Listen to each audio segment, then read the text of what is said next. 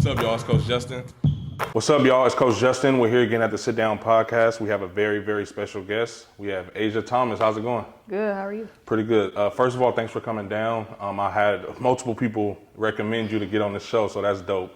Obviously, we never met each other, but I've heard about you, seen you play a couple times. So let's just go back from the beginning. Like, how did you get into basketball? At what age you were and stuff like that? Wow. I would say really when I got into it, maybe the age of 4. 4? Maybe 3. Damn. Is it because of your really, brother? Yeah, Okay. Really because of my brother. I was always around basketball. My mom even says I was practically born in the gym just because how often I was in the gym. AAU tournaments, high school games, whatever. But I would say it was really my brother that got me started into it and interested in the sport. So at what age were you when you played on your first actual team? Probably 5. 5. Damn. I would say 5 when the Oakland Rebels had like the Pee Wee League up at Carter, or it was Carter at the time. And my dad surprised me one day, and it's crazy how he did it. I was at my auntie's house, like a daycare, and he picked me up. He was like, "I got a surprise for you." So I'm thinking like, all right, I don't see nothing in your hand. What is what is a surprise? And he gave me some like shorts, but it was actually like soccer shorts. And so I'm thinking like, I'm not interested in soccer. Like, what are you doing? But he ended up giving it to me, and we ended up going to Carter, and I started playing with boys. Okay. And that's kind of where I kind of fell in love with it a little bit. I would always play at my auntie's house. They had like a little Tykes court, and that's all I was doing. So. Were you good at this point when you first started playing? I was interested. I don't think I was like really skilled, but I knew a lot of people knew I could play basketball, just the way that I was handling the ball and trying to shoot. So. Okay. So so now you're playing in the Oakland Rebels, like it's like a youth league. So then at what point do you play for your first AAU team? Like, when does it get serious for you? 3rd grade. 3rd grade. So California Ballers. Okay. I'm playing with them. Leroy Hurt, actually Coach D. Smith with the Rebels introduced us and got us together. Oh, he coached your brother, right? Yeah, okay, with the Rebels. Yeah. And basically, Leroy, he was like, man, I'm not taking no 3rd graders right now, just because he had middle school and high school at the time. And I guess once I started practicing with the girls, and at first I really didn't even want to play with girls. Really? Because I always played with boys. So in my mind, I'm like, this is nothing I'm used to. Wow. So at first I really wasn't fond of it, but then I started realizing that there's other girls that can really hoop. And so I was like, okay, I can do this. That's what's up. I can do this. So who else was on that team with you when you first started? Is that when the Ballers first started? So I came maybe like a year after they really started. Okay. So with Brittany and So they were already on that team? Yeah, they were already there. And I came along. Who was on that team? I would say more 4th grade year when a lot more people started coming. Asha Robertson. Okay. I played with her at the Ballers. I went to high school with. Okay. Like, we're like this. And then as years got older, or time went by, more people started coming. I've heard this story many times, but from what Britt and Lily told me is at first they were losing a lot. Were you a part of that? Yeah. Oh, okay. Yeah. How were you guys getting frustrated, or how was that? And I'm playing up too. Right. So I'm like one of the youngest, but when we started off, we playing like little league stuff, little tournaments, local tournaments. But as we got older, 3rd, 4th, and 5th grade, we're competing up, but we beating some of these teams. That's what's up. After a while, he was like, man, we tired of losing, but we were getting better at the same time too. So. That's what's up. Is it only you and Q, or do you guys have more siblings? Nah, it's just me and him. Just you and him. That's what's up. How many years apart are you guys? 11. Sheesh. Sheesh. What middle school did you go to? Montero. So you grew up in Oakland. What part? East Oakland. Okay. How were you guys at Montero? Did you play for the team? I played for the team, 6th grade, Coach Coop with the girls. 7th grade year, played with the girls. And then half of my 8th grade year, I switched to the boys team. So I'm playing, of course, during recess, lunchtime with the boys. And one of my classmates, one of my friends, his dad was a coach. And he always saw, like, after school, before school, whatever, he could see. He was like, you could really hoop. Like, if you want to play with us, you can. And so going into my 8th grade year, I'm like, man, I need a challenge. Like, I want to get You were back. dominating the girls, obviously? Pretty much. Was there anybody else on your team that was pretty good? There was Gabby Green. She was a McDonald's All-American. She went to St. Mary's. Oh, wow. Yeah, she was there. You guys are the same grade? No, she's a year older. Okay. She was there. Asia Robinson, like I said earlier, she came 7th grade year. Okay. So we're playing with the boys. We're playing together. And then she came to Montero with me. And we both ended up going to the boys team. Did you guys meet through basketball? Is Asha Robinson? Yeah. Did you guys meet through basketball or did you guys already know each other? No, we didn't know each other, but it was crazy. Her stepmother, like our family grew up with her family, like That's one of church, those my mom. situations, So okay. it happened to be like a friends and family day at the church. And I saw her, I was talking to her, and she was like, yeah, I gotta go get the other Asian. So I look at her like, I'm right here. Like, what you mean? There ain't no other Asian that can hoop. Right. And so we went, like in the back of the church, they had a hoop, and we playing. And I'm like, oh yeah, this it. This is the duo right here. That's hard. So, was there any competition for you guys? I mean, to have a McDonald's All-American, and plus you, and then Asha Robinson at your middle school. Not really. Like we would go into like kind of tournaments, but there was nothing like Crazy. nothing like that. Yeah, I can imagine. So, how was playing with the boys? Was it a transition? I mean, you probably played with boys in your free time, and then you already were used to it. So, was it pretty easy for you? It was. I wouldn't say easy, but it was just something that like I got back to my roots, like something I really loved. The game started to be more fun again. Right. I don't know, man. I was like, I need a challenge. I'm getting ready to go to high school. I want to know more, like the physicality of it. Just learning the game too, and it's just boys, so you know you're gonna get everything from them. Right. Your A game. Were you getting minutes and stuff, or were y'all yeah. like okay? Yeah. Okay. But it was funny because the boys knew I could play, and so when we started in 8th grade, or when I jumped over to the boys' side, I think I got there when they were getting ready to play their Christmas tournament up in Skyline. Oh, okay, I remember that tournament. So that's when a lot of people started realizing us playing with them. And they were like, who are these two girls like really hooping? Right. So I didn't think nothing about it. You know, I'm not shy when it came to that. And it's just like, let's just play. Right, that's dope. And so from that, we also went to, it was a league at Bushrod. So Freak is there. Some people from the West came, like putting teams together. And that's when the competition really got big. And I'm playing with Ivan and Paris. Oh, wow. So, like, we all at Montero. So I'm like, yeah, I'm playing with y'all. Yeah. Like, there's nothing. That's dope. That's dope.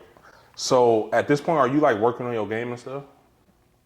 Yes, but no. Okay. I kind of just building up. Like, my dad, we would have a cul-de-sac outside, and we would just work on ball handling a lot. So, I wouldn't say, like, I had a trainer, really, I was working with. And then I was always watching games. I was always watching Q at Tech, or I was watching him at Carolina. So you were a student early? Yeah. Like I was kind of forced into it, but I enjoyed it. But you loved it. Yeah. So that's dope. Let's talk about, where'd you go to high school? I went to Odell. Oh, I never knew that. Yeah. I purposely didn't want to look it up. Okay, all 4 years you went to Odell? Okay, how was that? Were you guys good your freshman year? Yeah, we were good. I didn't even want to go to Odell. Why? I didn't want to go to a private school in general. Where'd you want to go? I don't know. Oh, you didn't have I didn't know where I wanted to go. I wanted to be challenged for sure. Like academic wise, I was good in that. Like I was solid. Well, that's good. In hoop. So going into my high school year, like my options Tech, my dad kind of said Tech, just academics wise. St. Mary's, Berkeley High, because that's where the ballers pretty much was going. And then Odell. Yeah, they was cheating over there. At Man. It's crazy. Every time I asked Britt and then I asked Lily and they both was like, nah, of course not. Like, come on now. That was kind of it. But the reason why I didn't go to Berkeley High or St. Mary's was just the commute. So I'm living in East Oakland. My dad is working in the city and my mom is working in Piedmont. So we're in 3 different areas. So that's how I was really thinking about it. I wasn't thinking about like being with my friends necessarily like that. It was just kind of convenient to be at Odell. But even before then, people were like, oh, you got recruited to Odell. I didn't know nobody up there. Like some friends what made up you, there. how did that happen? Did dad know somebody up there? No. Like we didn't know anybody at Odell really. So they just until lucked like up and got you. summer, maybe the summer right before. And like I just decided, I'm like, all right, I'm gonna go to Odell. But again, I didn't know who was playing. I didn't know the coach. Wow. Like were they good already? So they went to state the year before, and I You didn't know. Oh, wow. I don't even remember watching no Dow girls play. Nah, so it was everything. What year did you was graduate high school? Just real quick. 2015. Sheesh. Yeah. Damn, you made me feel old. Okay, so I'm trying to think. I don't even remember O'Dowd girls because I graduated 09. I don't even remember O'Dowd girls back then. I'm sure they were decent. They were solid. Like once I got into it and learned a little bit about the history, I knew some of the girls. So you got into high school in 2012? 11, 12, yeah. How was that summer coming in, like the transition into high school now? Were you like nervous? Was it like, damn, am I gonna be good enough? Or was it just like, at this point you were already kind of? I think I was like kind of nervous. Kind of you basically starting over again. Didn't know what to expect. All right, that makes sense. But that freshman or that summer before freshman year, I got to go to some of the girls' open gyms. Okay. Plus I knew Lou Richie. Yeah. So that kind of helped. I did know him, but as far as getting me in there, no. That's what's up. So I'll do open gyms with them. I think we had like maybe a little tournament, like kind of a preseason tournament, I guess you could say. And that's when things really started clicking. I started to get to know the players and knew how they hoop. And I was like, oh yeah, this is a fit. Did you play varsity as a freshman? Yeah, all 4 years. Oh, wow. Well, yeah. I didn't start my freshman year, but I played varsity all 4 But years. did you get minutes? Yeah. How were you guys your freshman year? Good. We won.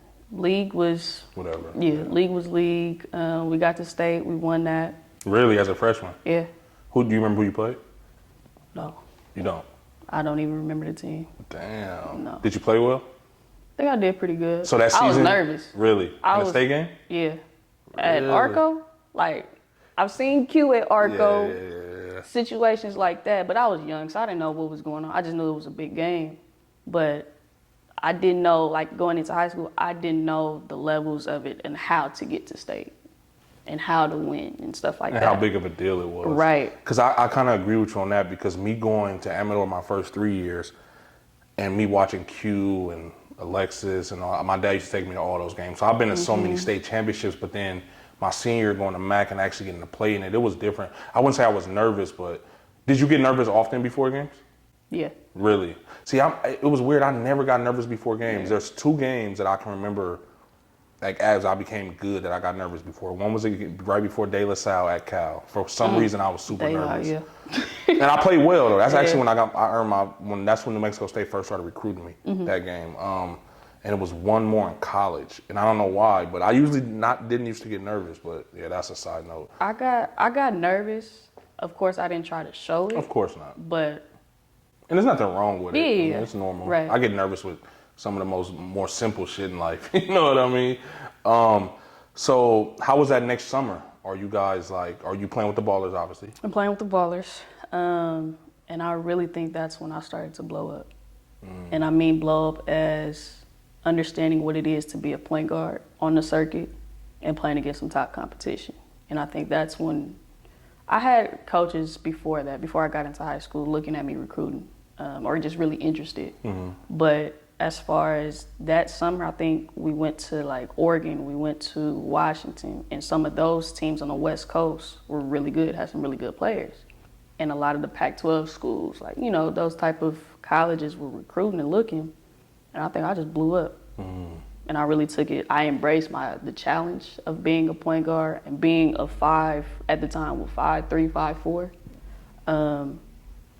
And I was just like, man, you gotta take it. Is Britt and Lily still on the Ballers with you at this point? I think this is like their last summer. Okay. I believe it's their last summer with them. But were you guys hella good at this point? We were decent. We had Brianna Brown. She went to O'Dowd with me. Okay. She ended up going to Oregon State. Okay. Shit. I believe Asia was with me. I know one summer she wasn't. But we had like decent players. How did y'all all stick together? Was it more like a because all of you guys that I spoke to who played for the Ballers, like y'all kind of stayed with them the whole time. And is that not like, because in the boys that's unheard of. Yeah. People jump around every year, you know what I mean? And I think that something about loyalty within Ballers, that's what it was. But then too, it was like we played to have fun, and that was the goal. I mean, not just getting not just having fun, but getting scholarships as well. But Leroy and John, they took good care of us. Like, we had nothing to worry about. We was just playing. What age were you when you realized, like, I could really do this? Like, I'm like, obviously you're getting interest before high school. At that point, are you like, damn, I want to get to college, or are you still just hooping for fun? Kind of a mixture of both. I was still having fun. But once colleges start to come around, I'm like, okay, like, they looking at me seriously. Let me start taking them a little bit more seriously. So it was kind of a balance. I tried to balance it the best way I could. I still wanted to be a kid. And I don't want to put so much pressure. My parents didn't. That's good. That's a key and point. that's one thing with AAU now, where you feel like you have to be adult right now, early in your life to get what you want. Right. I was talking to one of my close friends actually yesterday about it, because he was like trying to get me to start the AAU thing, and I was like, bro, it's almost not even worth it. Like, I don't have time for the extra stuff that comes with it. Of course, I coach at Mac now, and I love helping the kids and all that, but the AAU thing, the parents, man, it's just not, you know what I mean? It ain't what it's cracked up to be. Nah. What age were you when you got your first offer? Have you gotten your first offer yet at this point? Freshman going into sophomore year in high school? And we really would have go there? I'm going to say, I don't even want to say offer, but 6th grade, I had a coach that, of course, you couldn't talk to him that early, but I think my parent had talked to Arizona coach, Coach Butch. She's at Kentucky right now. Talked to him. She was like, we would offer you right now if we could. Sheesh. So I think it was early even before, but I don't remember my first offer. I just know. Where it's from? No. Wow. Probably a small school. I don't know. Yeah. Like, I really don't know, but I think a lot of the colleges started coming in all at once. And then as I got older, it was more for sure. But with me, I was still having fun, so I didn't really care enough. I didn't care too much, or even think like, oh, like a college is really looking at me. I was still that kid trying to have fun. That's dope though. And I say this a lot on the show, but I feel like that's a good thing, because there's some kids who consume themselves with that. You know what I mean? To the point to where that's all they think about, that's all they care about. So I think that's a good thing, because you still were able to have a kid not become, first of all, you didn't peak early, obviously, but then you didn't come like drained from it. Like, you know what I mean? Like fucking worn out. Yeah. So how was that sophomore year going back to O'Dowd? Did you guys lose a lot of seniors after winning state? We lost 3 or 4 seniors. Were they like key points? Yeah, they were solid. Okay. They were solid. Really solid for our team, but I think that next year it was, I don't even want to call them role players, because they were really essential. Right. But I think the majority of the team for that next year was just like the takeoff from there. It was just like, all right, these are really the pieces. These are the pieces that can keep it going. So like I said, Brianna Brown, she went to Oregon State. Odera Cheatham, she went to Duke. Oh shit. Casey Waters went to Cal. Myself, Asia Wyverson, that went to Kansas, ended up going to New Mexico State. And then you have Ariel Bostic that went to San Diego State. So that's 6 D1 right there. And you guys are the same grade or no? So me and Asia are the same. 3 bigs, and Ari, they were 2 years older. Okay, so this is their senior year? Yes, this is their senior year. Okay, and how'd you guys do? One state. That's when they had the open division. Oh, that's the first year. You know what's crazy? So sorry to keep going back to me. So my senior year when I was at Mac, right, Mater Dei was, I think, like Division II at the time. Okay. And that was the first year that they toured with that open division thing, my year, because they wanted us to meet Mater Dei in the state. They ended up getting knocked off by Kawhi Leonard at King. Okay. And then Taft ended up beating Kawhi Leonard, and then Westchester beat Taft, and we ended up losing to Westchester in the state. Man, Westchester. Yeah, man. Oh, I don't even want to talk about that. That shit still haunts me to this day. I still know them names. Like, and I'm like 6'7". That's crazy. Hassan Adams, Trevor Reese. Yeah, like, see, I used to be at all those games too when What? they was playing against Leon and Q and them. Oh my goodness. But I think that kind of set a standard for me. That's dope. Even though I didn't know what was going on, but it was just like, hey, that's it. Like, you started off, and that's a blessing, man, because you literally came into it seeing the highest level. Right.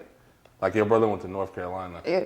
That's crazy. Yeah, so That it is was crazy. I think with him just helping me out, and I don't even think he knew at the time, Right. but just giving me like a blueprint of what you can expect, or like kind of the highest level that you can get to. Like that's all I seen. So I'm not getting nothing less than that. That's Or dope. going after nothing less than that. That's dope. But yeah, we had that group right there. Probably, I would even say this on camera, probably the best California women's team. Really? High school, yeah. I would definitely say that. So your sophomore year? My sophomore year. Really? So I'm gonna break it down. So you have three. So you're bigs. saying ever or at that time?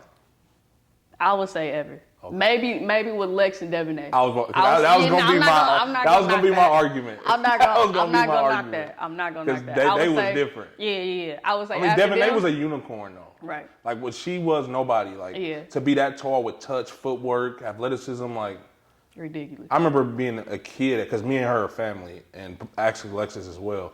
I remember being a little kid at Rainbow when I first started hooping, and Debonair was already really good. And she used to, like, even though Rainbow was small, but she would be shooting from damn near half court at a young age. And I'm like, how the fuck is she doing this? So y'all had 6 or 7 D1 your sophomore year? 3 bigs, 3. 3 bigs, 3 guards. So that's So 6. 6, okay. So I wish I could have saw y'all. Let me say this: Casey, Bree, and O'Dare. They're 6'1" and up. Okay. And then guards, I'm 5'4". Ari's shorter than me. And then Asia's about 5'6", 5'7" at the time. So who started? I think they kind of changed it up a little bit, kind of with the bigs. But I think it was the 3 guards, Casey and O'Dare. And then they'll probably change every now and then, Depending whatever, on like who you that. play. But Sheesh. ridiculous. And you guys won state? Was it like a cruise year or? No, it was wasn't a cruise year. So I believe we played Windward early in the season, and Windward had Jordan Canada. She's with Seattle Storm right now. Jordan Canada, Kristen Simon, Courtney Jaco, like solid. They only had really like 6 or 7 players on their team, maybe 8. But they was nice. But they was solid. So nobody really thought that they can get far. We ended up playing St. Mary's and Stockton in NorCal, the NorCal final. So of course we bumped in. Who was on that team? Chelsea had already left? Yeah, Chelsea was been gone. Okay. Yeah. Bree Moore, she was solid. I believe Sharice Holloway. I don't want to forget none. Yeah, no. It was St. Mary's and Stockton. You know how they are. Like they stacked. Powerhouse. So we beat them close game, and then we got to Windward, and that's probably like the highlight of that whole day. Like, I know people want to come for the boys' game afterwards, but you got to see us before them. Are you and Ivan and Paris on the same grade? Same year. Yep. Damn, so our boys and girls was good. How did that state game go? Was it a good game? Oh, it was a good game. Back and forth kind of game, and I think probably like the last minutes of the fourth quarter, I think we just took it. And that was probably, say, for me, like it was emotional for me. One, my seniors is leaving. I'm thinking like, damn, well, let me enjoy this now. I don't know what's gonna happen, but it was just like a fun year. A lot of course, things happened throughout the year, but it was just like really special. And it's an open division. It's first open division. And you guys won it. Yeah. That is special. That's history. Yeah. That's dope. Did you guys ever play Berkeley? In our league, did we play? Because I think that's when they changed the next year. But we never played like Lily and Brittany and them. Oh, okay. My first 2 years. That's what I was asking. Nah. Okay. We never, not that I remember, we never really got to play them. So how was this next summer then? Because obviously the ball is probably different now. Like the original group is probably gone. A lot of us kind of stayed together. Of course, we added some more pieces. But going into my junior year. This is sophomore going to junior year. Going into my junior year, some had graduated.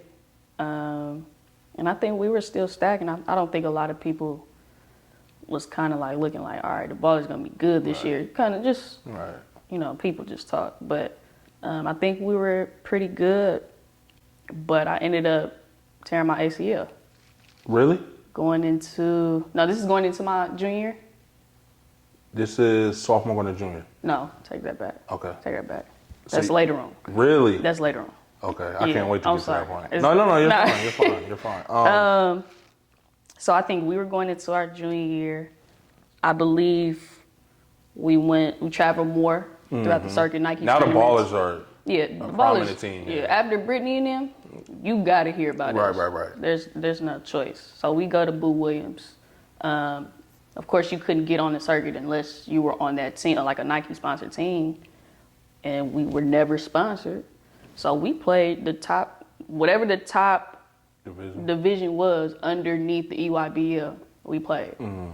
Some of the best teams, Florida, from Virginia, from Texas, all of that. We ended up winning. We ended up winning Boo.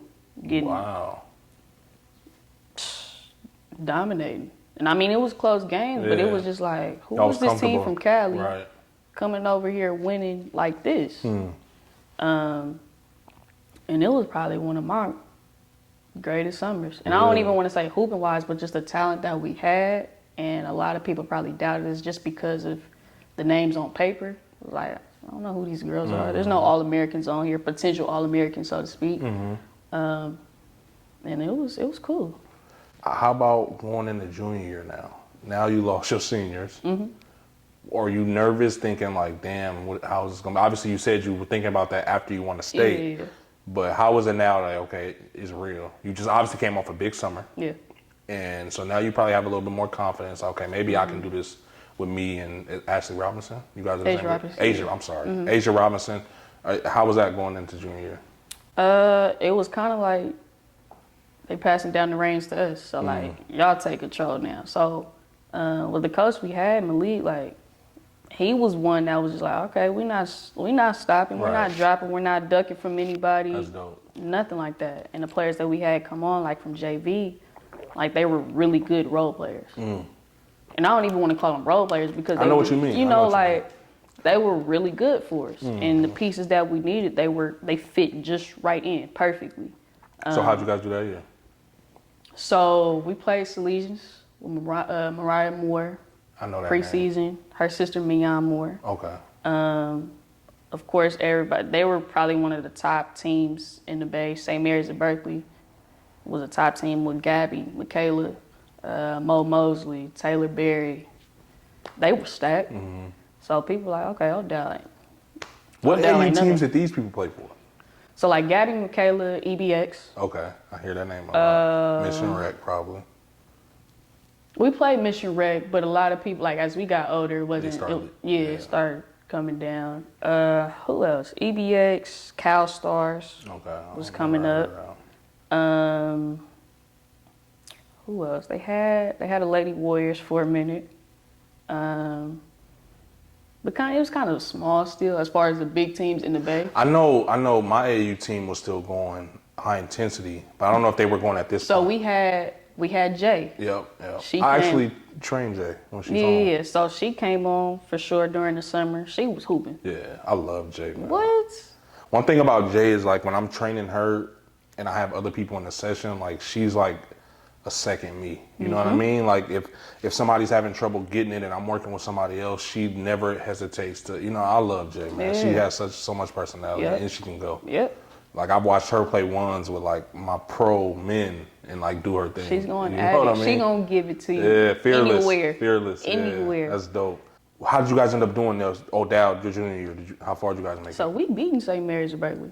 Oh wow. We beating them. I was expecting you to say they was punching No, y'all. it's that's what's up. Salesians. Like everybody, like Odell is all y'all got is just the two. Are you Asians. at this point just killing, like scoring and everything? Or are you still more so playing that PD? I think role? I'm picking up with that, with more of the scoring because I had to You take have the to, role. Yeah.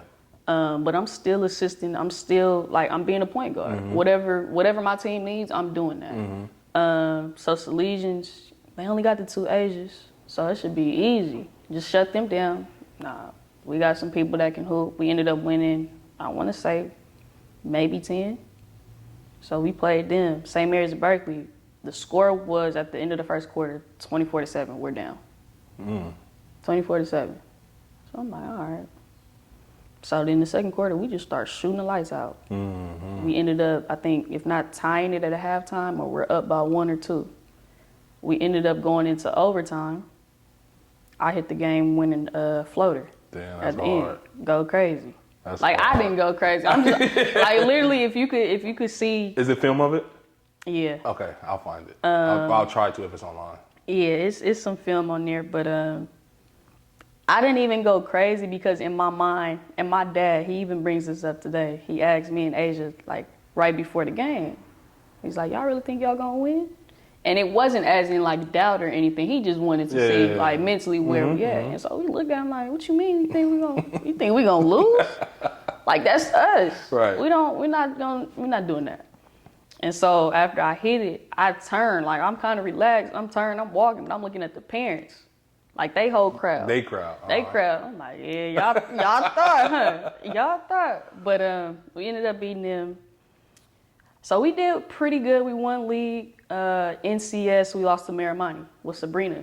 Okay. She Oh, was- wow. Yeah. You know what's crazy? I just found out she went, because I saw my boy Packy in Frisco. That's my guy. I saw he was training her. And I'm like, where's this girl from? Because obviously she's younger than me. And I was watching her play before she hurt her ankle when the WNBA bubble first started. And I looked it up. I was like, she got to be from the Bay Area. Yeah. And I realized she went So to she Miramani. played with Cal Stars. Okay. But she went to school in Miramani. Was she nice back then? She was cool. Yeah. She was cool. I don't think compared to what she is now, but you can tell like the She could potential hoop. was She could hoop. really crafty, solid. Like IQ wise is very high, solid player. Was their whole team good, or she was kind of what they had? They had some other They players. had some pieces. But they just gelled together. So it wasn't just her, but then it wasn't just like somebody else Right. you can point. It was just it flowed. What was it a good game, or was it? So we ended up losing to them, and we always played them like the first 2 years in NCS and always beat them. They beat us this year. And so after that, they're like, okay, this is the choice. I think this was a choice where you could stay in your division and go for state, or you can go to open. And so we were like, man, our coach asked us, what y'all want to do? Like, we're going to go for open. Like, we're not going to duck away from nobody. We already played some of the teams that we would probably possibly play. But what's crazy, we ended up not playing in that whole playoffs. We got disqualified. For what? I'm not going to say no names, no teams, but we played somebody like a scrimmage, how you have a scrimmage before the season. And it was keeping score, but they actually counted it as a game. And so when we found out right after NCS, so I think it was like that, either the next week when they were getting ready to post the, the, what do you call it, the brackets. We get a call, like, it's a team meeting, everybody at the school. So in my mind, I'm like, what didn't happen now? Like somebody on the team did something? Right. Like it's just unheard of. We've never done it. And they were like, yeah, we're not gonna be able to play. So we got disqualified. So when we heard that, we sitting there like, yeah, you playing. But our coach is telling us this. Our coach is competitive like we are. Right. So it's like, nah, this ain't no joke. So we sitting there like, what? And we could not play the rest of the season. Crazy. So basically, Is it because you guys played a game out of schedule or something? it was a scrimmage, but it was considered like an extra game compared to everybody else. However, the rules is for CIF. But it was counted as a game instead of a scrimmage, because that's what it was to us, just a scrimmage. That's crazy. But yeah, that hurt me. Like I didn't talk to a lot of people. My own best friend for like a month. Really? Because I'm like, man, I'm losing something that I really love to do. I'm competing at a high level. And then it's not like we lost. It's like y'all took it from us. Exactly. So it's like, man. And you guys are the underdog at this point. So y'all already spent all year proving people wrong. Right. So it's like we're trying to keep this train going. And I would say I probably got depressed for a while. I'm like, man, and then too, you didn't cost me a ring. This probably could have been my third ring. And it's your first year not winning the ring. Yes. Because you won. Wow. Yeah. So I'm hot. After a while, like I didn't want to go to school. My dad was like, hey, you ain't gonna do this. Like this is something in life you have to get over. Yeah. Like this is adversity. And I think that's one thing that helped me out later on, was just how to handle adversity, how to handle things that are out of your control. And yeah, I was like, I didn't want to go to school. I didn't want to hoop. I didn't want to talk to a lot of people, some of my own family. And I was like, how do I get over this? Really? But after a while, of course, I got over it. And then going into my last summer of AAU, we're playing with Jay. We have myself, Jay. We have Keon McNair. She went to Salesians. We had Destiny Graham and we had Ashanti Coleman. So Destiny went to Arizona. Ashanti went to Boise State. Well, she went to Arizona as well and then transferred to Boise State. And so we had like a pretty good team, like stacked, really great team. How'd you guys do? We did well in the circuit. We did very well in the circuit. Not saying we didn't lose any games, but it was really good showings for us. How was senior year? Obviously, you guys are probably vengeful, huh? So that junior year, that summer, we were hosting a tournament. That's we when I as got in hurt. the Cal Ballers? The Ballers. Okay. I got hurt. Championship game of our own tournament. I'm going up for a layup, and I felt something going up, not landing. I'm like, something ain't right. It's on the side of my knee. I'm like, this is kind of like a stinging pain, but nothing popped necessarily, and I'm hurting. So I end up not playing the rest of the game. We end up winning. And then like the next two, a couple of days later, I ended up getting an MRI, waiting on that. So I get a call, and Asia wasn't playing with me that summer. She went to another team? She went to another team. Okay. And so she's at the house, and actually that day I was with her. We were in the same gym playing. So she's on her team, like, and we talking and everything. I think she left, and I called her when I hurt myself. I'm like, I think I hurt my knee. She's like, what you talking about? Like, I just saw you. Ain't nothing wrong with you. Like, stop playing. I'm like, nah, I think I really hurt my knee. But I didn't know exactly what it was. Got the MRI. She's at the house with me when I got the call from my dad. He was like, the doctor said you tore your ACL. So I'm like, okay, it didn't hit me. So Asia's there, and I think another friend was there. She's like, what did Pop say? I'm like, I tore my ACL. So it's not really hitting me. I'm just telling, giving the news. She took it harder than me. Really? She went in the bathroom with tears. And so I'm sitting there stuck like, I don't know what to do. I don't know how to react necessarily. So let me ask you this, because up until that call from Pops, how was your pain level? Were you in a lot of pain? So I was walking. So I sat down the rest of the game. But afterwards, like, I'm able to put some weight on it, pressure. Not too much, but it wasn't painful. Like, I was able to walk. Swelling was okay, not super crazy, which was why I'm thinking like, okay, maybe it's just a side ligament. Nothing major, because again, when you hear of like major ligaments, you hear pop, or you just know like something immediately is not right. So the pain level up until the MRI was okay. Nothing crucial, nothing like, oh no, I need to get surgery now. Right. Nothing like that. So after Pops tells you that, then how was the pain? Did it change for you? Or are you still just like, see, I asked that because for me, I tore mine as well, right? But I tore every ligament in my knee, I tore it. And mine was from stepping on someone's foot. I was at a camp, stepped on a foot as I was trying to like plan open up, step on his foot, everything popped. And I immediately bent my knee. I fell, bent my knee. I was hurt. I sat out the rest of the camp. I was walking on it. I felt, it was painful, but it was like not unbearable. Yeah. And I felt like once I found out what it was, it was just like, what? And I went into a deep depression. And I had to sit for 2 years. Ooh, yeah. And I went into a deep depression. It really didn't hit me until after surgery. And so I was lucky. I got surgery like a month after. Oh shit! See, mine was like. And with Kaiser, man, you gonna be on the wait list for a minute. And it just worked out where I got that surgery kind of quick, and then I'm I'm in the bed. Yeah. So I'm just sitting there like, man, and it's still summer, so basketball really. I just knew like for that summer, basketball is not. It's over. But as it got to senior year and I'm building up, I'm like, I don't think I'm really about to play my senior year. Are you committed at this point? No. Going into my senior year, no. But that period, November period where you can sign, that's when I signed. Okay. But again, I'm not thinking I'm gonna play. I mean, my goal is to play. Right. But just realistically, like I'm rehabbing. How was that? It was good. That was the worst shit I ever went through in my life. It was, and I think too, I have a high tolerance. Pain tolerance? Yeah. Pain tolerance. So I wouldn't even to this day, I don't even know if it's still at the house. Probably not. I didn't even get a refill from my pills that I had. See, I refused mine because of the way it made me feel. I didn't like it.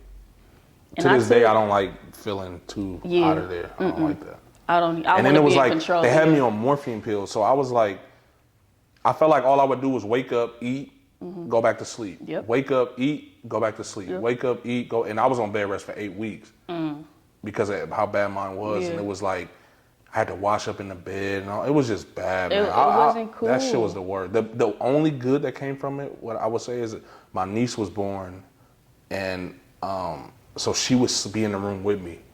And then I was in my room, in the bed, obviously, and she would be playing, I would play my game. Yeah, so it was like, I think that kind of helped mold our relationship into what it ended up turning into, because that was like my firstborn and all of that. So did you end up playing senior year? Yeah, I ended up playing. My rehab was really good. Who I had, my therapist, he made it fun for me. Like, he knew I wanted to get back. And even before I started rehab, I had my coach, my high school coach came. And, just come and support as much as he can. But he was like, what are your goals? And I said, I want to get back by senior night, which was February. So by that time, that would have been 7 months. So, I'm not over pushing it, my rehab, but I'm doing what I'm supposed to do. And then too, mentally, I'm just more determined to get back. So I think that helped me mentally. Like, if I'm good mentally, physically, it has to come through. It has to come with it. So I ended up surprising a lot of people. I didn't tell people I was coming back on senior night. We're playing Berkeley High. So we playing against Jay. And I'm warming up. Like, I have on sweats. I have on our top. And I'm just warming up because I was doing that the games before. And, they do the little ceremony before. And he's like, we're glad to have you back. Like, getting ready to play tonight. And so at the time, I committed to Cal. Okay. So I committed in November. And so my coach came and some of the players came. She didn't know. So I'm getting ready to get on the court, and I could see her face. She like, one as in like she's surprised, but then two like, you better sit your ass down somewhere. Right. So I ended up playing. So I was like restricted maybe so many minutes a quarter. And I would like let them know like, all right, I need a break because I'm winded. Yeah, I'm winded, but then also too, I'm restricted for a certain time. That went well, and we ended up winning state that year. So you went 3 for 4. Yeah. And the one that you didn't get, you didn't even get a chance to. Yep. Damn, that's crazy. I'm still hot about it. So let's back up a little bit. At what point did you know you were going to go to Cal? Was that your first option? No, never. Even when I was younger, I never wanted to go to Cal. So the same thing like Odell, I never wanted to go to Cal. So where'd you want to go? Somewhere East Coast. And it wasn't necessarily like North Carolina, but I felt that for a girls basketball player, you can get exposure more on the East Coast than more on the West Coast. I knew what Alexis and Devonay was, what they were doing at Cal, but mentally, I'm just thinking of playing. I'm having fun. I'm not thinking of the politics, the business of it, the recruiting type. So I'm thinking, all right, I'm gonna get more exposure out there, and the competition is better out there. And so my final 4, and I took visits, Cal, Washington, Oregon, and Seton Hall. Oh, wow. Yeah. And I had a lot of coaches. A lot of the Pac-12 offered me. I had a lot of coaches over the country. But those were my final 4. Seton Hall, I loved the visit. Like, I loved everything about it. I think it was just too far for me. Once I realized exactly what I wanted to get out of it. Coaching staff was cool, players was cool, but I was like, it's just too far for me. And I'm thinking of everything. What if something happens back home? Can I get back home easily? Those are things that I'm thinking about. Weather too. The weather was there. And so my final 3 was Cal, Washington, Oregon. All in the Pac-12, close to home. I loved Washington. So that's when Kelsey Plum was there. I would have played with her for a year. They ended up going to the Final Four that freshman year. No. So that's how I'm thinking. That's how I'm thinking after it now. Right. But she was there. Oregon, I didn't like my visit. Really? The coach really wanted me. Both of the coaches really wanted me. I just didn't like my visit. I didn't feel The connection. But afterwards, when my dad talked to him, it was a reason why certain things were happening. He was trying to change the culture, and look how it is now. Now it makes sense for me. That's a good point. It makes sense for me. And then also, too, I'm young in the recruiting process. I didn't know what really to look at. The system, what am I in? The players that are coming in, not with me, but then after me. You know, it's crazy. I went on one of my visits and I asked the coach, like I was like, what's the base offense? And he looked at me like I was crazy. Yeah. And I'm like, well, I want to know. You know what I mean? But he was like thrown back at me because I was a student early as well, like yourself. So that's good that you didn't think about it now, but you're aware of it. Like, you know, see, I was thinking about that at the time, like, I would not, and the good thing is I went to New Mexico State with Wendell McKinnis, who was a legend from here. So he was real with me about everything. And I knew I wanted to compete on my visit, but that's a whole other story. Yeah, and I had home visits. I had a lot of home visits, whether it was home or at the school. And my dad recorded it. And he did that with my brother as well. But really? Yeah. Like we still to this day, if not early this week, like he looks at them just to see what they were saying and how not only it could help like us at the time, but also help kids these days now. A lot of kids don't know about home visits. They don't know that they can come into your home, have a conversation, eat, you know, do their recruiting thing and whatever. A lot of the time, and that doesn't count towards your officials. So. Right. Yeah. So I think it was kind of a tool he was using. But at the time, I'm still a kid. Right. I don't know necessarily what questions to ask. But yeah, I prayed on it. I was just like, basically, what is the right fit for me? The pros and cons of it. And then I ended up like calling Coach G, and I kind of played like a little joker. And I'm like, thank you for recruiting me, but I'm going to Cal. She went crazy. Like the whole offense just went crazy. And this is early, obviously, because you signed in November. So this is is the signing period open yet? Do you remember, or is it like a little before it's time to sign? I think it was a little bit before. And then too, like I didn't want to wait to the last minute. I didn't want that pressure. My senior year, you got prom, you got all of this stuff. Like I want to enjoy my senior year. And I just called her, let her know. Well, before I did that, I think my dad was home and my mom. And I just walked upstairs and I'm like, I want to go to Cal. So it was you that picked ultimately? Yeah, I picked it. They let me handle the decision because I have to deal with it. Were you calling your brother, asking him for input? Yeah, but he also was like, how I am now, are you sure you want to do it? Did you go through every step that you could possibly think of? Did you ask certain questions? I didn't ask all the questions that I should have, but he was like, it's your decision. Like, it's nobody else. Yeah. It's on you. And so I told my parents, I'm like, I'm ready to commit. They're like, you ready? I'm like, yeah, I don't want to have this keep going on for that long. And you're hurt at this point, right? Yeah, I'm hurt. So I'm like, you know what, this is something good during this time of depression that I'm going through. Like, I need to make something good come out of this. So I did that. We had a little signing party.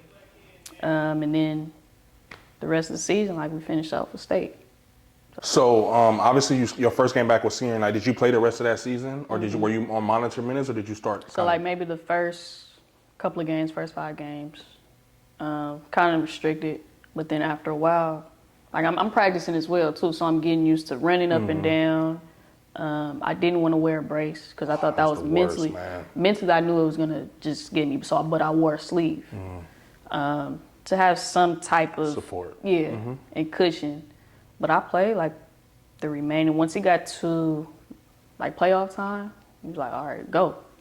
That's because that's what I was eager for, and that's what I was pushing myself for. So yeah, I played the rest of the season. How was that next summer? Like getting ready to transition into, you know, obviously now it's time to take the step up again and go into the collegiate level. So how was that summer? Were you stressed? Were you excited? Were you nervous? How was that? All of the above. I'm still home, but I'm not home.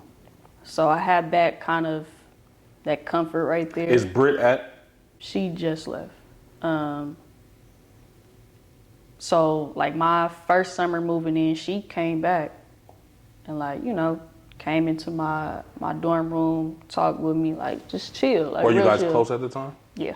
That's dope. Yeah, we were close. And so working out, and I'm still working on my knee and getting into college conditioning. I'm winded. Like I'm like that freshman that's just not ready. Not only is it like my knee, I'm still trying to get that used to, but then also too, it's a whole nother level. And I was doing weights, so it wasn't like everything was just new to me. I'm doing weights. I just wasn't running as much. The proper things that you need to do in order to get ready. And it was tough. And even with school, like it's overwhelming.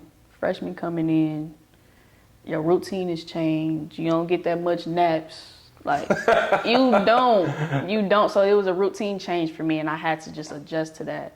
And it was slow, but I was able to handle it. Were you nervous about the academic part of it? It being Cal?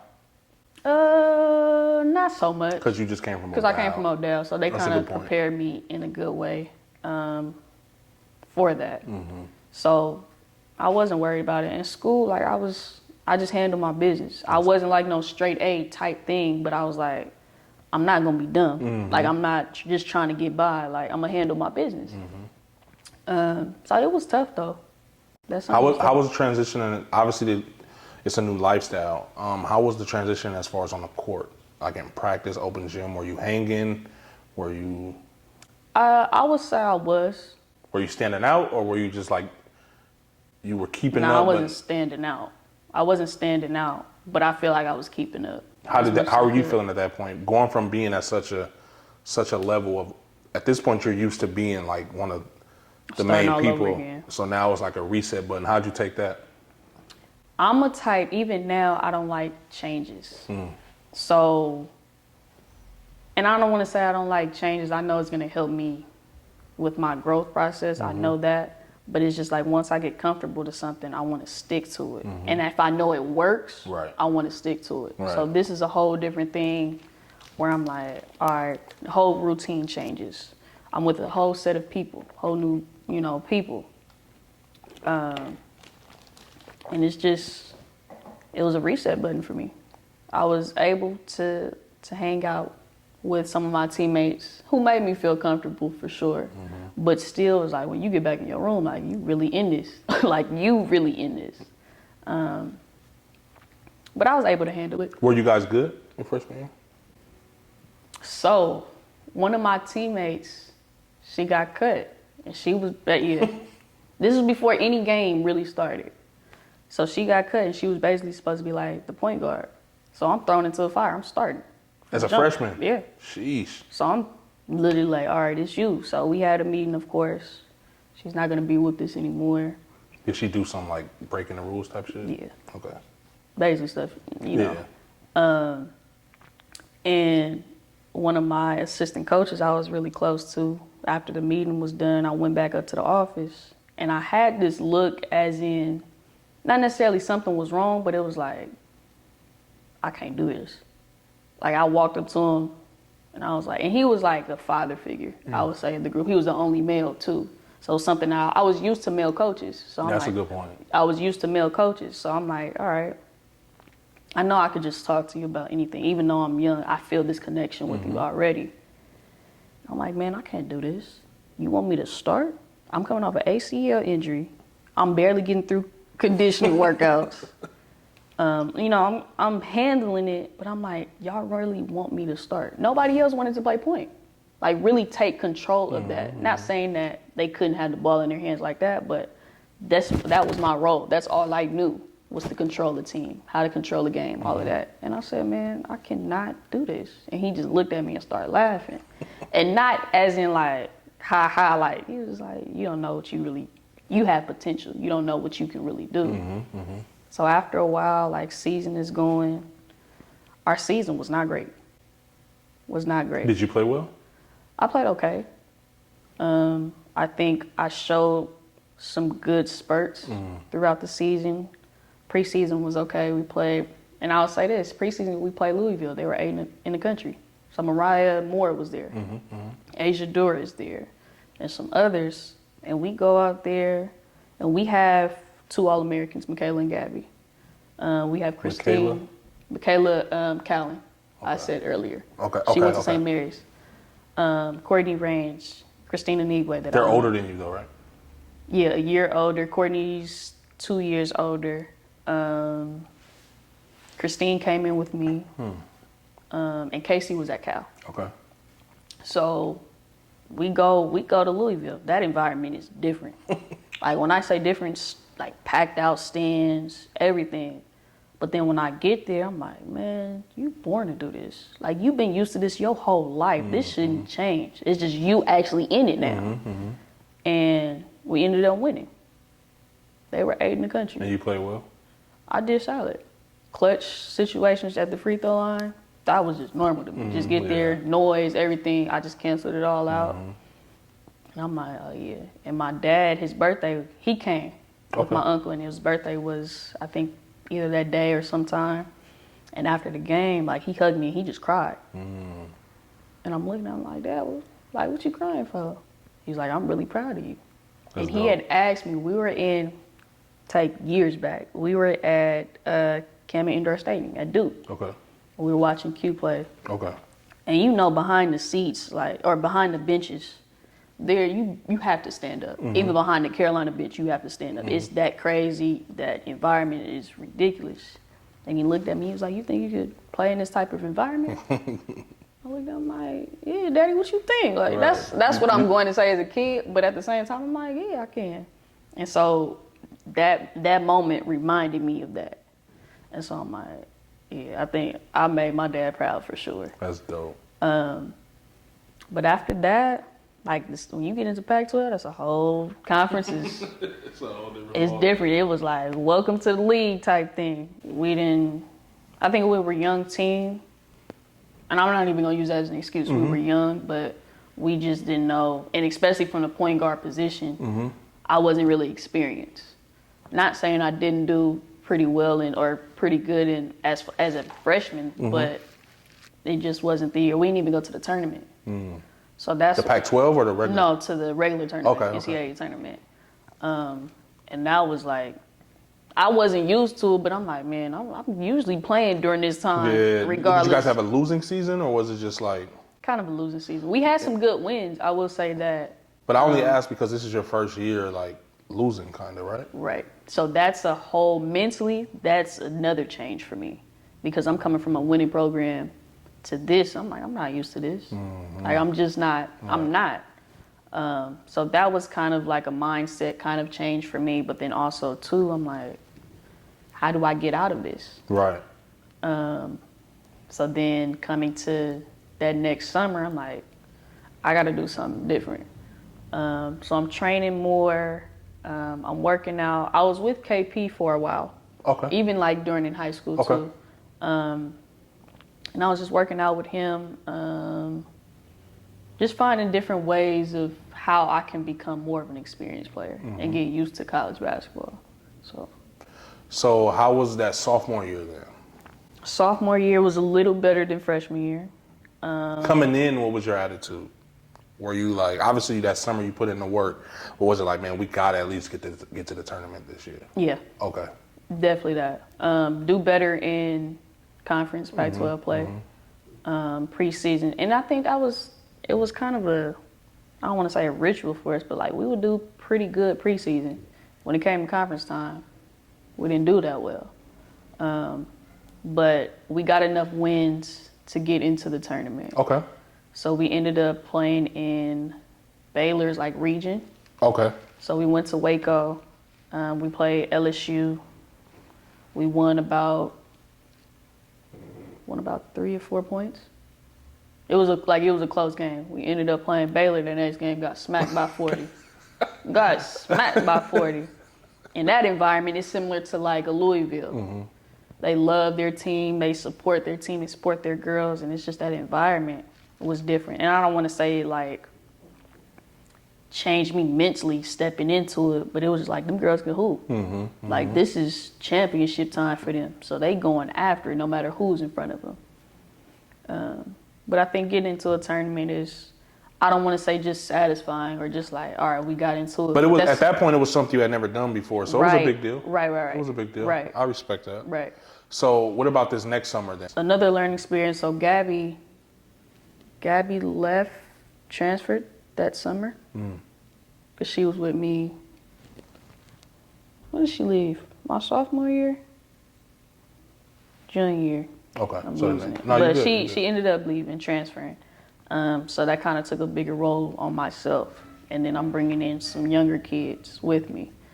And I have more experience, so I'm leading the way. Christine is there, like she's getting accolades here and there and like everywhere. She's dominating. And so going into junior year, it was like, all right, I'm trying to get back to the tournament, but I'm trying to win more games before I even get into the tournament. And I'm building myself up mentally and physically, trying to gain more weight, trying to eat right, eat a little bit better.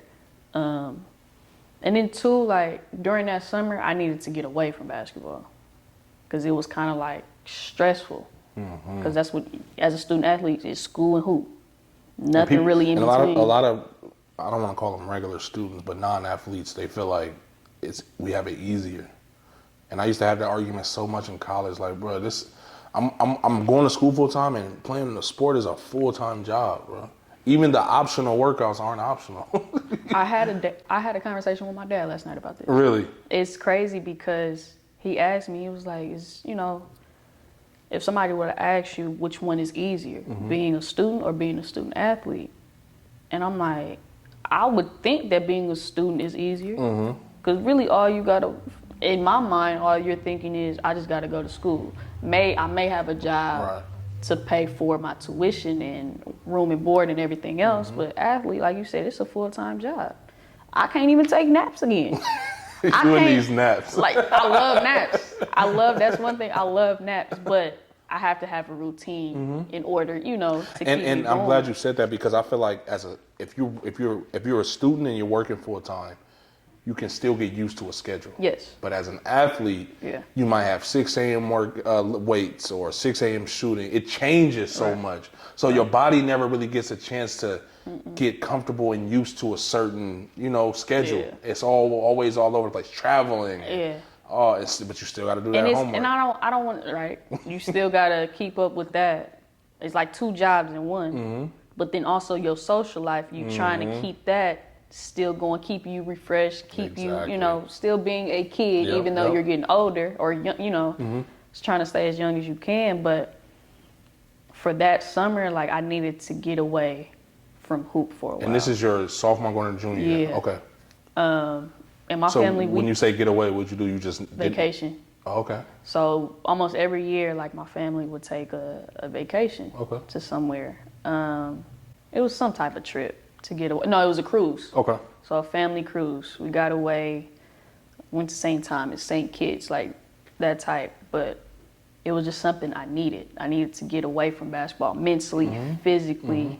I'm coming from 2 losing seasons. I'm not used to that. So it's just like, man, what is going to help me relax? What is going to refresh me? What is going to be like, all right, you got through this, now you get ready to go into another step.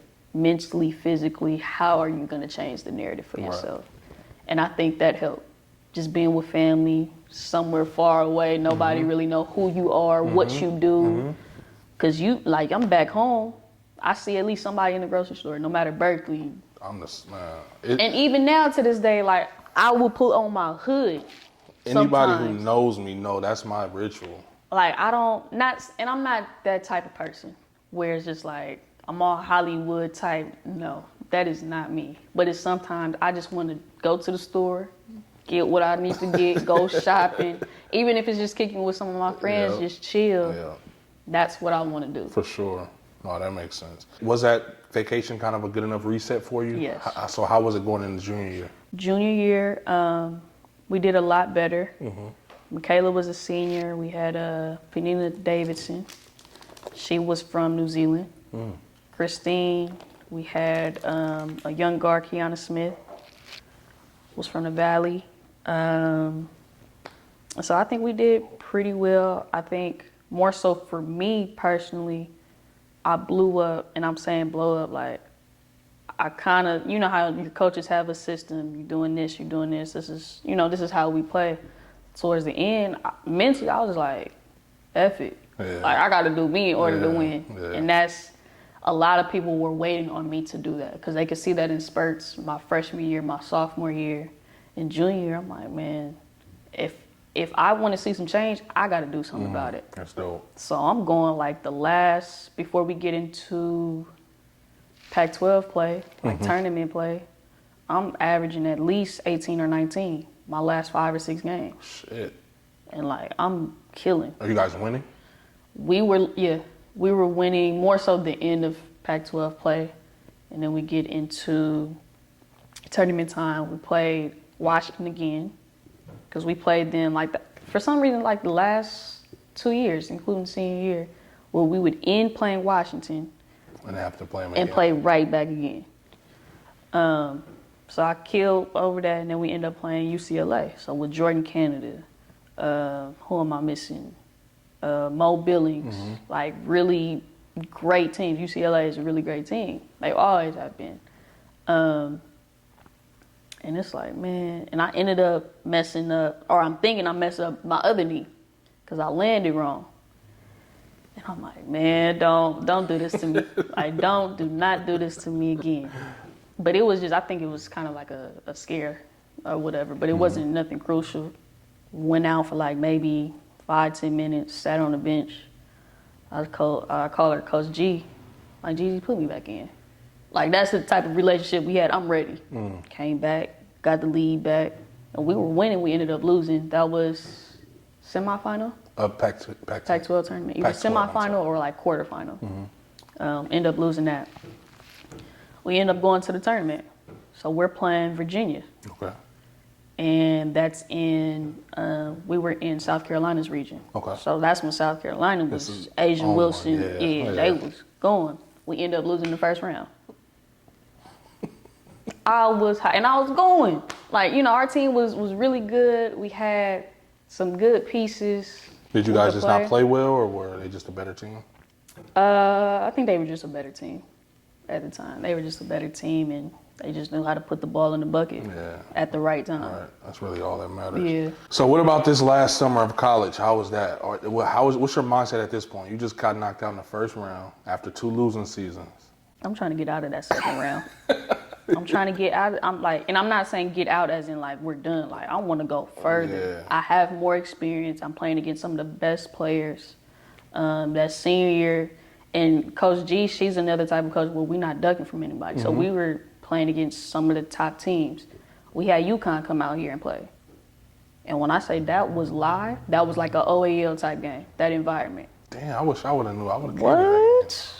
It was live. And so we ended up losing to them maybe because we had played UConn the year before. That was the first time we played them at UConn. Got a 40 pop. But they came here, and I think we lost to them maybe by 10. It was a really good game. I went off for like 22. Oh, okay. 6 threes was just shooting the lights off. We got a grad transfer, which Rasay Caldwell. Okay. One of my best friends now. So early on in like my AAU career, we played against her in Tennessee, and her dad was a coach. So Leroy from the Ballers, the coach, and then they going back and forth. Like, they coaching, but they going back and forth. Yeah. So me, I'm stepping up to play. I got you. Like, and we're going back and forth. We never talked ever since then. We just knew of each other. And she went to UCLA. Going into my freshman, no, she was a year older. So I was senior in high school. When She was went at there. UCLA. She ended up transferring to Texas Tech. Never knew too much about her after that, or heard about her from there. So she came back, and on her visit, it was just like some type of vibe where I'm like, I know you can hoop. But it's like, it was this vibe where it's like, I could really kill with you. Like, we could really do some damage. She came and we're playing, and I want to say this, for my senior year, I felt like I kind of took a step back. And I'm only saying that so we have myself, Rasay, Kiana Smith. So she was 2 years younger than me. So after my sophomore year, I brought her up. Well, she came. Christine and Jalen Brown. And then we have Mackenzie Forbes. She's from Sac. She came in. She's a freshman. So I'm like, we have some good pieces. But I feel like for me and from the guard play, I'm trying to make sure Rasay feels good. Like, I need her to be on her age. I need A game every time. In order for our team to win, somebody has to take back. If we have like a team like how we had. And it wasn't like a mental thing like, all right, I'm going to just step back. I want you to feel comfortable. So when you're not feeling your game, I can do me. And vice versa. Did somebody like point this out to you, or did you kind of figure it out on your own? Me. It was all me. And Christine, she was blowing up. Like doubles every game. Like all-American type thing. Like, she was going nuts. That's dope. We played Washington 30 and, if I'm not mistaken, 30 and 30. Shit. Or 30 and 20, something like that. Like, she was dominating her senior year. So I'm like, all right, I need y'all to do what y'all do. And I'm going to come in wherever I fit. That's me as a player. That's dope. That's a gift, man. Not everybody can do that. Nah, it's not. It's hard. It's hard. When I have to talk with people about Damian Lillard, right? The reason why I say to me he's the best point guard is because of that. Because you take somebody like all the other people that they say is better, they don't always mesh well with their teammates. Nope.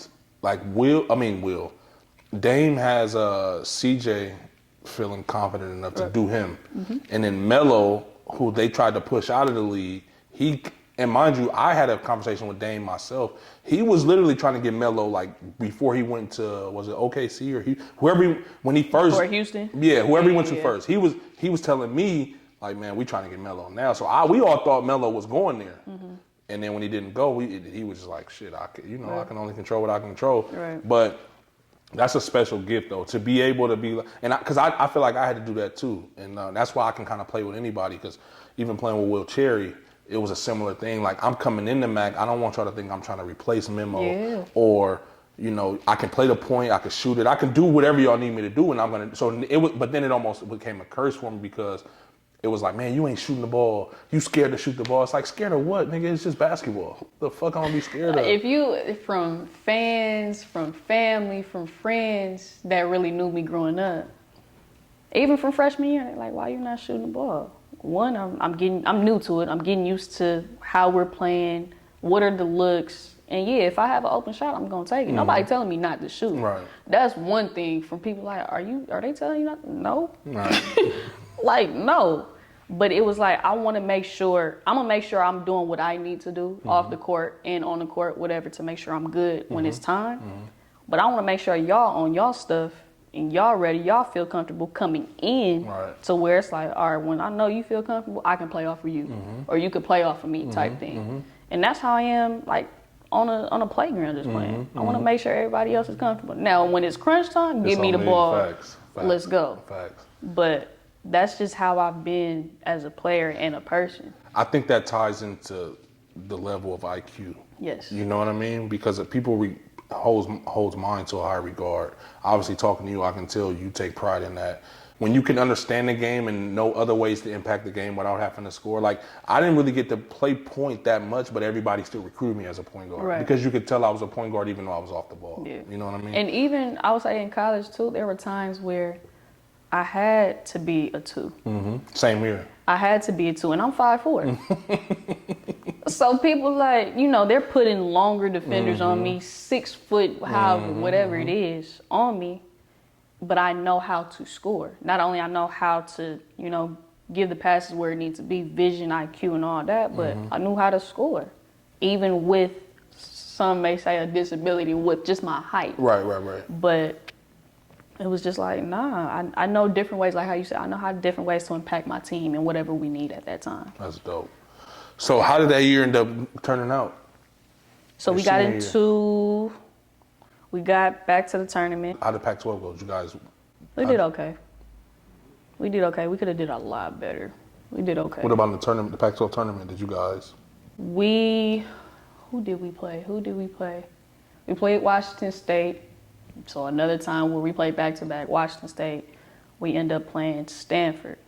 Let me go back. Speaking of Stanford, you know, that's a rivalry. Like, you got to go all out. My junior year, I went all out that game at home.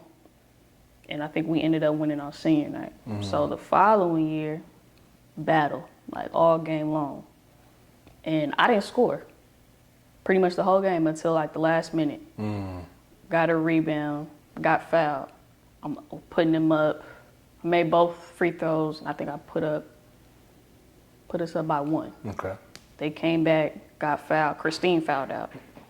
And so everybody's hooked on Christine because she's dominating. So when she fouled out, they're like, all right, it's cool.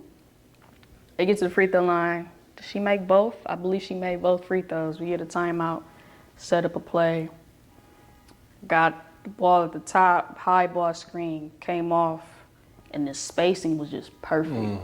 Like, it was just perfect. So it's a one-on-one situation. So I'm like, oh yeah, I'm getting her. Like, I'm getting her. Little AI crossover, get to the middle. And I'm finishing over her, and it's like a 6'4" girl, like trying to reach and block it. And I'm hanging in the air, left hand finish. It should have been an N1. Game winner right there.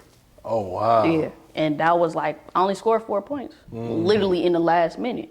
But it goes back to saying, like, if I have to do something in that minute or that moment, clutch situations, I'm right there. I had a situation like that in high school my senior year. The game to go into state, I didn't score the whole game, and then I think it was like the last minute and 47 seconds. I had like the last 7 points, and we almost lost at the buzzer to Monte Vista. But yeah, it goes back to what we just talked about as far as knowing when it's time and when it's not to. And I'm trying to push the issue, but I'm sorry to go back. We end up playing Stanford quarterfinal, semifinal. I think it's quarterfinal. We lost to them in the Pac-12 tournament. Okay. We know we going to the tournament. We got enough good wins, solid. We go back to Waco, Texas. We playing in that bracket. We played North Carolina the first game. So this is when we're getting set up for, now I can't think of it, when they release the brackets. Selection Sunday? But it was Selection Monday for us. Okay. On women's side. So we're getting ready, and we're practicing right before we have the little party. And the information got leaked before it's actually supposed to be announced later that day. And we're in practice. My coach brings us in the circles like, do you guys want to know now, or do you want to wait till later? We're like, now. She's like, we can ready to play North Carolina. I looked at her and said, the Tar Heels? She was like, yeah. And so we're in the circle. I turned around, walked back. I'm like, oh yeah, we here. Did you think about your brother? Yes. That's hard. I thought about it, and I'm like, this is just coming full circle. So we had the party, and we go to Waco, Texas. We getting ready. And my brother had called me, I think maybe a couple of hours before we were getting ready to head to the gym. He was like, how you feel? Like, you good? I'm like, yeah. Like, I'm just ready to play. Like, I'm excited about the situation, but I'm like, I'm ready to play regardless. So we're warming up. One of my teammates is like, is that Q? Turn and look. He surprised me at the game because he was in North Carolina. And so I look, and I'm like, man, you just made me really want to go after it now. So we ended up winning that game. And we played Baylor again. So I'm like, okay, we're more prepared. We feel like we're more prepared, more of an experienced team. Got 40 pop. And that's the end of my career at Cal. And I'm sitting there like, man, we doing this again? This is how I'm ending? This is how I'm ending. But I wouldn't take anything back, especially that senior year. I got to play with some of my, the best friends. That's dope. I got to experience a lot of things a lot of people don't. And then towards the end, of course, we have our little ceremonies and everything. I beat Alexis 3-point, what do you call it? Oh, the record. That's dope. So I beat that. And that wasn't like it was a goal. And I even had another conversation with my dad last night where basketball-wise, as my career, I never had, goals going into something. Maybe if it was, team meetings or something where we write down our goals. But there was nothing where it's okay, even starting in high school, I want to win a state championship. Like, I didn't know what it was until I started winning, but then it was mental goals for me. Keep going, but I never was like, I want to win the state championship. So it wasn't more so goals, it was more so a standard that you set, and you just want to meet that standard. Yes. That's dope. Again, that goes back to that's a good thing. How I look at it is because you're not thinking about it. No. So you're not stressing yourself about, oh, man, I got to get a scholarship. Man, I got to win state. Man, I got to get, that I feel like that's a good thing. And as a kid, I wanted to have fun. Like, it was just fun to me. And I didn't think nothing more of it. Compared to kids now, it's like, oh, I got to get a scholarship. I got to get to the league. Like, I got to do this. And they're thinking about it when they're 12 and 13 years old. Or when I'm 12 and 13, I'm just trying to play and win. Right. I'm competitive, but that's all I'm thinking about. No, that makes and then sense. I'm waiting till later on to when, I'm getting recruited. What are some things to worry about? Even though I'm still young, I'm not really knowing what to get into or how I can get into it, whatever. But I think that was, for me, it was enjoying every moment that you can in the moment. And not trying to push too much and look forward to what I can do, all of that. But that's dope. Recapping your whole college career, obviously it was a success looking back on it. Probably don't have many regrets when it comes to it, right? No. That's good. So what happens after the senior year? Is it like, are you trying to go WNBA? Are you trying to go pro? Are you kind of over hoop, or what is it? So like towards the end of my season, that's when I'm starting thinking, okay, what do I want to do? I want to go pro for sure. If the opportunity for the WNBA presents itself, yeah, I'm going after sure. it. But I think more so I wanted to go overseas because I wanted to travel and see different places. That's dope. And that's always been kind of a thing, especially like with family vacations, going different places and seeing. I'm like, I want to get kind of used to that, seeing different places, people, cultures, everything. And so I was working out. I got an agent, and it was just kind of a waiting game. And I had film, like, I'm playing at Cal. So it's not that people couldn't see me. It was just how, at her height, being a pro, overseas, WNBA, how can she really affect a team? And for me, it was just kind of a waiting game. Who's going to pick me up? Who's even interested? I had some interest, but it just didn't go through. So with this situation, for me to go to England, it was a manager at the time at North Carolina. Okay. And one of the times that I had visited out to North Carolina, I would always go into the Dean Dome and just shoot after their practices or whatever with Q. And it was his manager at the time. He was like there, just watching. How old are you at this point? You're young. When I'm with? When you're going to shoot? I'm like 7. Okay, so you're a little kid. Yeah. But you knew this person all the way No, back then. I didn't know him. Okay. So from hearing the story about it then, or at the time now, he was telling me, yeah, like, I used to see you playing in the Dean Dome, like shooting threes from crazy range. And so I'm just shooting, like, I'm not thinking about it. I'm playing one-on-one with Q. But he's a manager, and he was really cool with Q. He stayed out in England. He knew a team that was really, like, he was close with the team, a women's team. And that's how we got connected. So my agent didn't even, like, do that. It was like, all right. And Q knew the guy, good person. So I'm going off of Q's word. Like, that's my brother. Like, I trust you in this situation. He was like, and so the coach talked to me, the agent, talked to the coach and everything. We worked everything out. So I ended up going to England and playing for my first. You never know who's watching, man. That's right. crazy. And my mom always told me that. Always told me that. You not saying you always got to be this perfect person when you step out, but be you. You never know who's watching, who could put you in certain situations and all of that. So I go out to England. Sheffield was the city that I was in, playing for the Sheffield Hatters. And they're like 4 hours away from London. Okay. I go there, I'm killing. And this is the time where I felt, and I think it was kudos to not only the team, but also the coach. I guess she saw film, she knew I could play. but she lets you play. Like there was really no system. She wants you up and down type. She wants you move and cut, like not traditional, but freestyle of playing and knowing how to play with other people. And I felt free.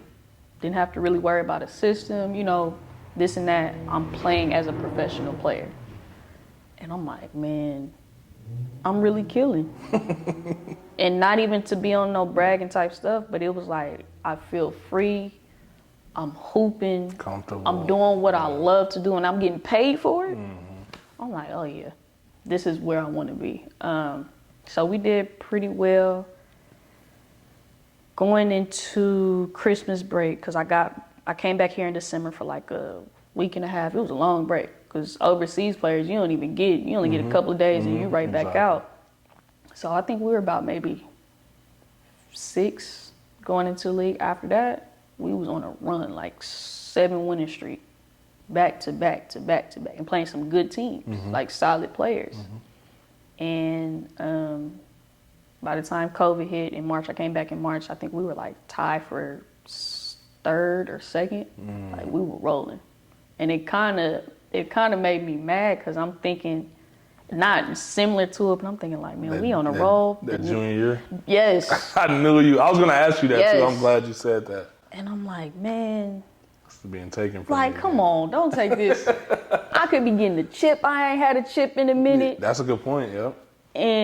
But it was just like something that was like, it just needs to happen, whatever the case was. I got the experience that a lot of people don't get.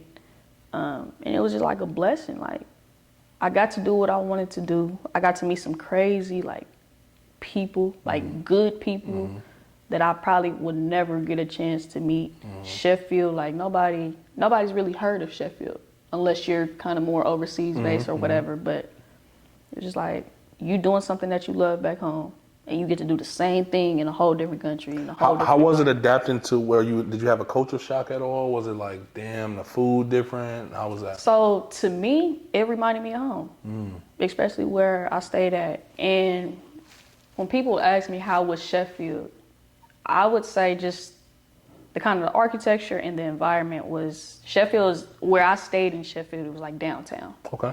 And it reminded me of the city. So like tourists can come there, like that type of malls, clubs down there, restaurants, everything that you could think of, but with the Lake Merritt vibe. Okay. That's how I got it. And I'm like, damn, I'm just home.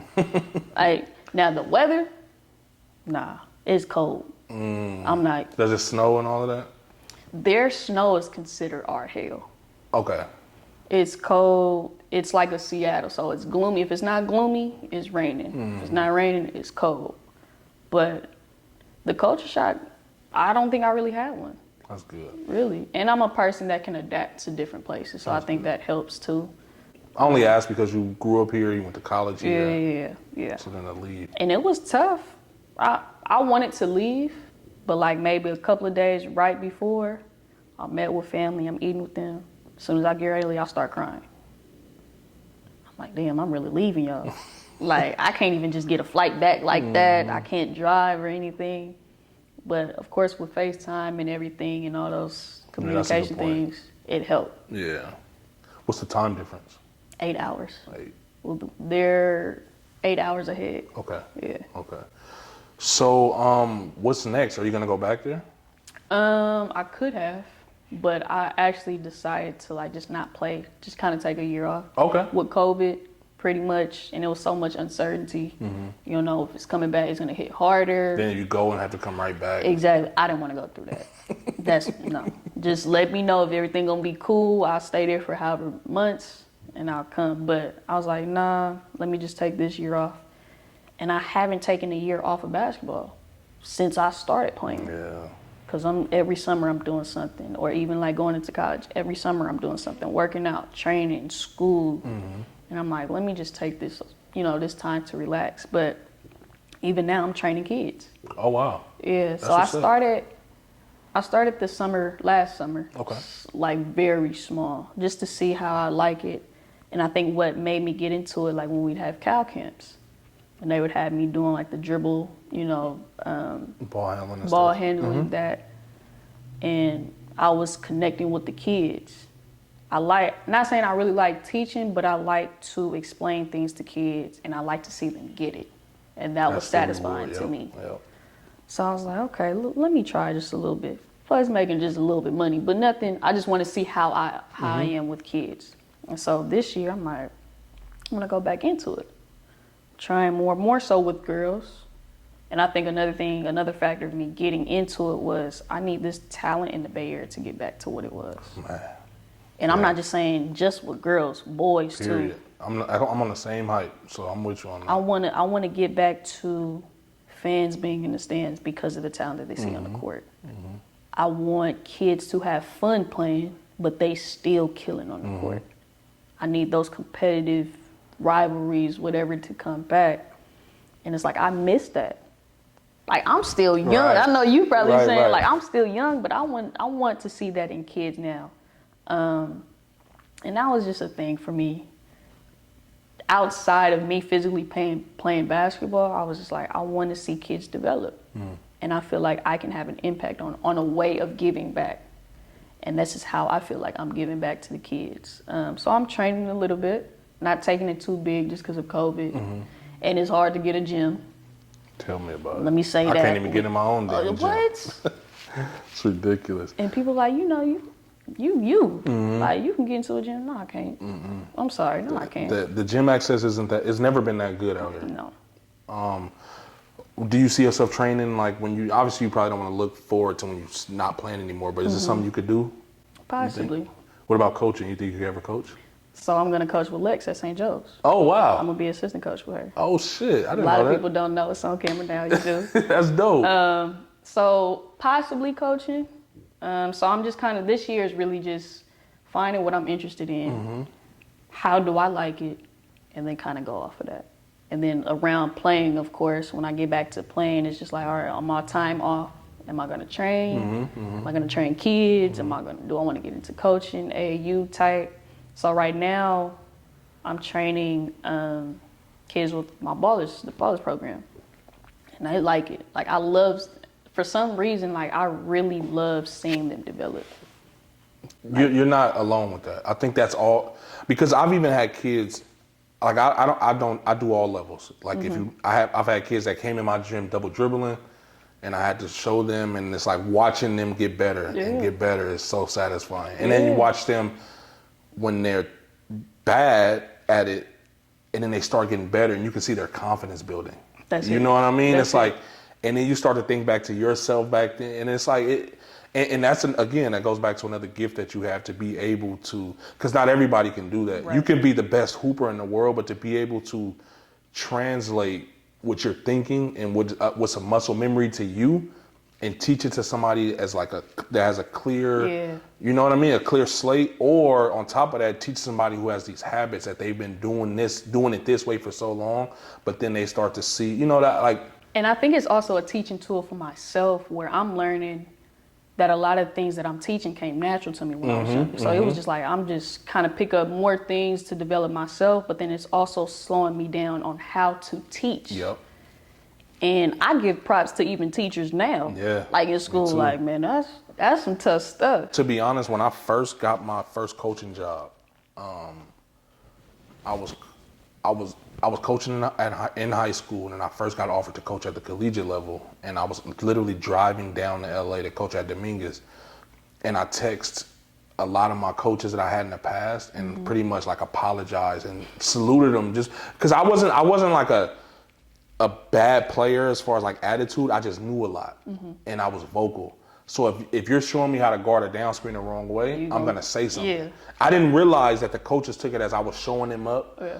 It was just like, no, this is not how we're supposed to do it. We're supposed to do it like this, blah, blah, blah. And with Coach Sky, it was like, that's our relationship. That's how we were. We were like, I was literally his coach on the floor. But then when I got to these guys who didn't really know me that well, they like, who the fuck you think you are? And I'm not doing it to be disrespectful. This is what you learned. I'm just used to it. So I see what you're saying. And even with me, I'm not growing up with the Ballers wasn't like an X's and O's type of program where we ran a lot of plays and this is what you do in this situation. It was just kind of play how you see things on the floor and make a play. And I think that helped me of just, even when something is broken down, I'm gonna just find a way, whether to get a bucket, get a right shot or whatever. And I'm trying to make it simple for these girls now, because a lot of things in basketball are so complex, or And people are trying, let's say this, coaches, trainers too, and I don't even want to call myself a trainer.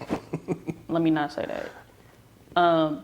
Where they try to make things so complicated where it looks good, but it's not effective. It's not effective for your kids. 100%. You don't know the type of kids that's in your program. So it's like, if I'm you so learn, glad you said that. Oh my God. For all coaches at all levels, you have to know what type of kids you have. And even trainers, because I tell people all the time, I tell clients, you know, like, hey, if you're gonna bring someone with you, let me know. Because I don't like training people. I don't like training people I've never seen play before. Because if I'm training Asia and you bring so and so, and it could be your big man, but if I'm putting your big man for your team through Asia's workout, she's not getting better. She's not doing what she's not doing what I'm doing. Right. So now it's like, okay, if I have you going in and out cross, pull up, whatever I got you doing, but then you're really just a catch and shoot person, that's not really helping you.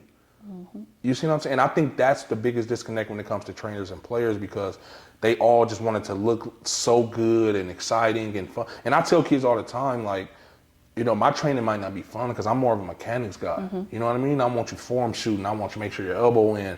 I want your footwork to be right. I want you to make sure you're selling your first move. Don't predetermine. Like, I'm teaching you verbiage and basketball terms, and that's the type of training I do. I'm not gonna have you doing 17 moves on a cone.